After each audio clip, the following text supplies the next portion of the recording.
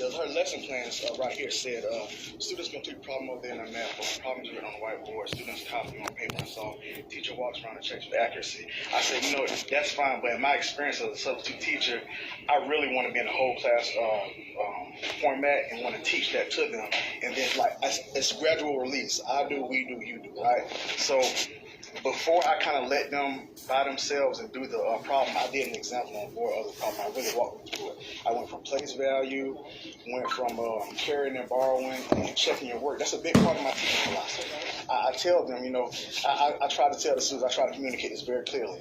You probably have never met a teacher like me because I'm not a teacher, I'm a professor.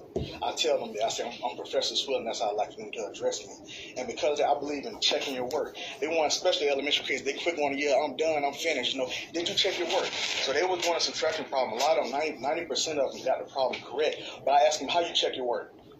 I asked them that. And a couple of them raised their hand. They said, well, you can do exactly what you did and make sure you arrive at the same answer. But what I was looking for is for them to take the difference, add it to the bottom and see if you get it taught them. That's really what I wanted to do. So that's a big part of my teaching philosophy. I preach that. Check, double check, triple check. And they like, well, what do you want to do? If you got free time on these standardized assessments, and I use that phrase, what's a standardized assessment? That's a big test. If you got extra time on it, you need to go back and check it. Because let's say, let's make it relevant to them. Their cell phones, they love cell phone technology. What if when they were making that cell phone, what if they checked it one time? You won't have a good product, right? So you want to check, double check, triple check. That's a big part of that. So what you will see when you delivering a lesson, you will see me use different instruction. I believe in starting with a flexible group. I'm going to start with the whole class instruction. I'm at the front and I'm lecturing to the entire class as a whole.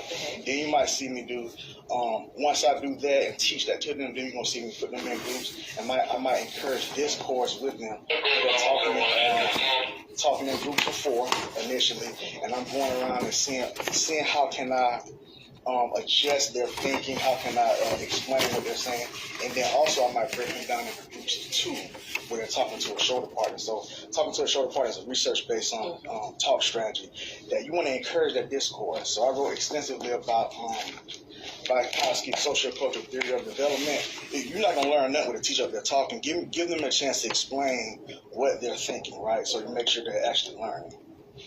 Okay. Translate that to kindergarten. Kindergartners. Right. Okay, I can't translate that to kindergarten. So, let's say that was 3rd grade, 2nd grade had that, 1st grade. So maybe they are one of the standards. I went to cpalms.org this morning, where the academic standards are. I think one of